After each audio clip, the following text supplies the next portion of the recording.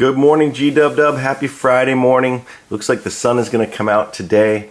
I am at home in my home school office, ready to read Maniac Magee to you. Maniac Magee is one of my favorite heroes. Boom. We are on chapter 3. As for the first person to actually stop and talk with Maniac, that would be Amanda Beale. And it happened because of a mistake. It was around 8 in the morning, and Amanda was heading for grade school like hundreds of other kids all over town. Oh my gosh, I wish we were.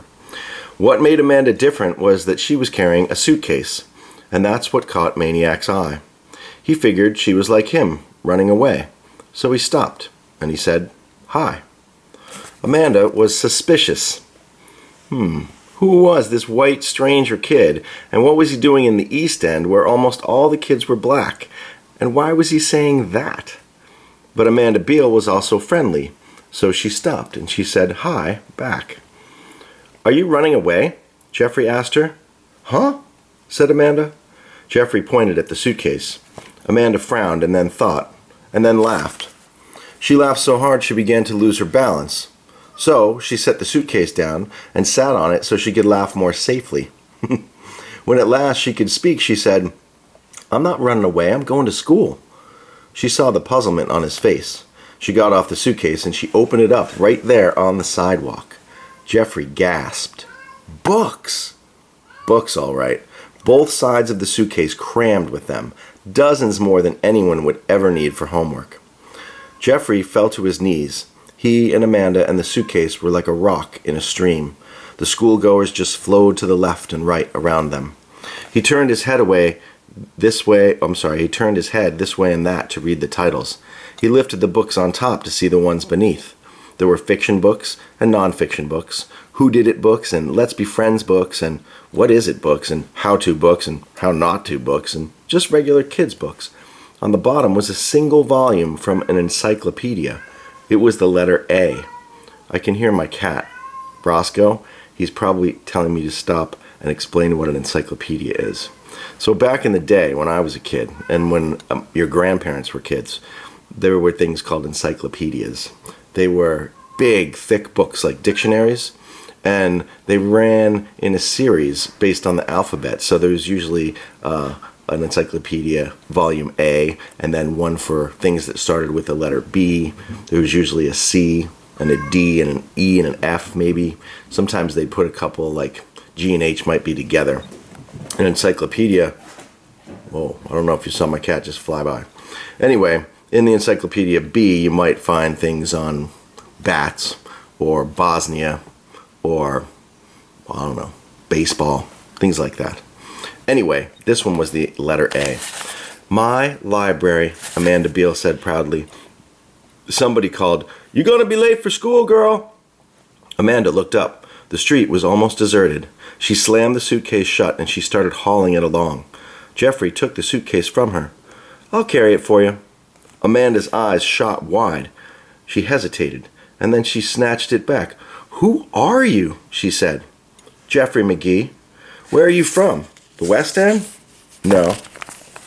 She stared at him at the flap-soled sneakers. Back in those days, the town was pretty much divided. The East End was blacks, the West End was whites. "I know you're not from the East End," she said.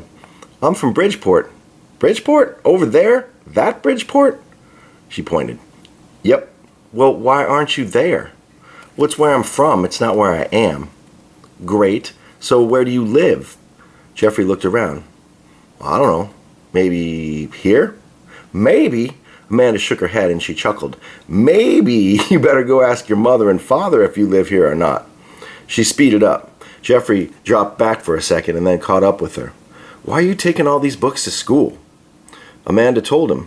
She told him about her little brother and her sister at home who loved to crayon every piece of paper they could find, whether or not it already had type all over it. And about the dog Bow Wow, who chewed everything he could get his teeth on. And that, she said, was why she carried her whole library to and from school every day. The first bell was ringing. The school was still a block away. Amanda ran. Jeffrey ran. "Can I have a book?" he said. "They're mine," she said. "Well, just to read, to borrow." "No." Please. What's your name? Amanda. Please, Amanda. Anyone. Your shortest one. I am late now, and I'm not going to stop and open this thing again. Forget it. He stopped. Amanda! She kept running, then stopped, turned, glared. What kind of kid was this anyway? All grungy, ripped shirt. Why didn't he go back to Bridgeport or the West End where he belonged? Bother some white girl up there. And why was he still standing here? So what if I loaned you one, huh? How am I going to get it back? I'll bring it back, honest, if it's the last thing I do. What's your address? 728 Sycamore. But you can't come there. You can't even be here. The second bell rang. Amanda screamed, whirled, ran. Amanda! She stopped, turned. Oh! She squeaked. She tore a book from the suitcase, hurled it at him. Here! And she dashed into school. The book came flapping like a wounded duck and fell at Jeffrey's feet. It was a short story of the Children's Crusade. Jeffrey picked it up, and Amanda Beale was late to school for the only time in her life. Chapter 4. Jeffrey made 3 other appearances that first day. The first came at one of the high school fields during 11th grade gym class. Most of the students were playing soccer, but about a dozen were playing football because they were on the varsity team, and the gym teacher happened to be the football coach. The star quarterback, Brian Dennehy, wound up and he threw a 60-yard long pass to his favorite receiver. 60 yards, that's like 180 feet. James Hands Down, who was his best receiver, who was streaking a fly pattern down the sideline. But the ball never quite reached Hands. Just as he was about to cradle it in his big, brown, loving mitts, it vanished. By the time he recovered from the shock, a little kid was weaving upfield through the varsity football players. Nobody laid a paw on him. When the kid got down to the soccer field, he turned and he punted the ball. It sailed back over the up-looking gym classers, spiraling more perfectly than anything Brian Dennehy had ever thrown, and it landed in the outstretched hands of still stunned Hands Down. And then the kid ran off. There was one other thing, something that all of them saw, but no one believed until they compared notes after school that day. Up until the punt, the kid had done everything with one hand. He had to, because in his other hand was a book. That is the end of chapter 4. That was a pretty short chapter, right? Wonder what's up with all these short chapters. Here's chapter 5. Let's do this one. Later on that first day, there was a commotion in the West End, at 803 Oriole Street, to be exact. At the backyard of 803 Oriole, to be exacter. This, of course, was the infamous, that means it's famous in a bad way, the infamous address of Finsterwald. Kids stayed away from Finsterwalds the way old people stay away from Saturday afternoon matinees at a $2 movie. And what would happen to a kid who didn't stay away? That was a question best left unanswered. Suffice it to say that occasionally, even today, if some poor, raggedy, nicotine-stained wretch is seen shuffling through town, word will spread that this once was a bright, happy, normal child who had the misfortune of blundering onto Finsterwald's property. That's why, if you valued your life, you never chased a ball into Finsterwald's backyard. Finsterwald's backyard was a graveyard of tennis balls and baseballs and footballs and frisbees and modern airplanes and one-way boomerangs. That's why his front steps were the only unsat-on front steps in town, and why no paper kid would ever deliver there, and why no kid on a snow day would ever shovel that sidewalk, not for $1 zillion. So, it was late afternoon, and the screams were coming from Finsterwald's. Who? What? Why? The screamer was a boy, whose name is lost to us, for after this day he disappears from the pages of history. We believe he was about 10 years old. That's about the same age as Galactic Werewolf Warriors. Let's call this kid Arnold Jones. Arnold Jones was being hoisted in the air, lifted up above Finsterwald's backyard fence. The hoisters were 3 or 4 high school kids. This was one of the things they did for fun. Arnold Jones had apparently forgotten one of the cardinal or most important rules of survival in the West End. Never let yourself be near Finsterwald's and high school kids at the same time. So, there's Arnold Jones, held up by all these hands, flopping and kicking and shrieking like some poor Aztec human sacrifice, about to be tossed off a pyramid. No, no, please, please, please! So, of course, they do it. The high schoolers dump him into the backyard. And now they back off, no longer laughing, just watching the back door of the house, the windows, the dark green shades. As for Arnold Jones, he clams up the instant he hits the ground. He's on his knees now, all hunched and puckered. His eyes goggle at the back door, at the doorknob. He is paralyzed, a mouse in front of the yawning maw of a python. Now, after a minute or two of breathless silence, one of the high schoolers thinks he hears something. He whispers, "Listen." Another one hears it, a faint, tiny noise, a rattling, a chittering, a chattering, and getting louder, yes, chattering teeth. Arnold Jones's teeth. They're chattering like snare drums, and now, as if his mouth isn't big enough to hold the chatter, the rest of his body joins in. First, it's a buzz-like trembling, and then the shakes, and finally, it's as if every bone inside him is clamoring to get out. A high schooler squawks, "He's got the Finster Wallies!" "Yeah, yeah!" they yell, and they stand there, cheering and clapping. Years later, the high schoolers' accounts differ. One says the kid from nowhere hopped the fence, hopped it without ever laying a hand on it to boost himself over. Another says the kid just opened the back gate and strolled on in.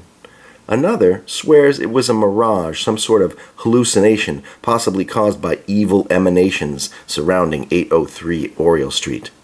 Real or not, they all saw the same kid, not much bigger than Arnold Jones, raggedy, flap-soled sneakers, book in one hand. They saw him walk right up to Arnold, and they saw Arnold look up at him and faint dead away. I noticed down at the bottom here that there is some smaller print with a little asterisk that starts it. It says Finster Wallies. Oh, I noticed there's an asterisk up here too next to the word Finster Wallies, which is a word we do not know. So maybe they're trying to explain this. This is called a footnote down here. Finster Wallies, they even tell us how to pronounce it just like a dictionary would. They tell us it's a noun and that it originated in Two Mills, Pennsylvania in the West End. It is a word that means the violent trembling of the body, especially in the extremities, like the arms and legs. Thank you for the footnote. So they saw Arnold look up at this kid and faint dead away. Such a bad case of the Finster Wallies did Arnold have that his body kept shaking for half a minute after he conked out. The phantom Samaritan stuck the book between his teeth, crouched down, hoisted Arnold Jones's limp carcass over his shoulder, and hauled him out of there like a sack of flour. Unfortunately, he chose to put Arnold down on the one spot in town as bad as Finsterwald's backyard, namely Finsterwald's front steps. When Arnold came to and discovered this, he took off like a horsefly from a swatter. As the stupefied high schoolers were leaving the scene, they looked back. They saw the kid, cool times 10, stretch out on the forbidden steps and open his book to read. That is the end of chapter 5. I have a couple questions for you. I don't exactly know much about where this is taking place. What is the setting of this place? I know that it's in a town. I know that there's a backyard of a house and there's a school. But some of the clues that I see in this book so far about when it's taking place are things like, I don't know, like how much was a movie? They said you stay away from Finsterwalds just like, where is it? You would stay away from Finsterwalds just the way that old folks would stay away from a matinee movie, a $2 matinee movie. When was the last time you guys went to a movie that only cost $2?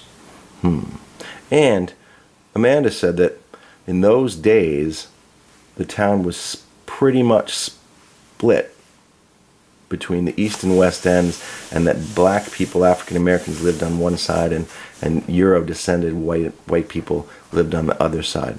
What did those clues tell you about when this book is taking place? I hope that you enjoyed chapters 3, 4, and 5, and next week you'll get some more. I love you, and I miss you. Peace out.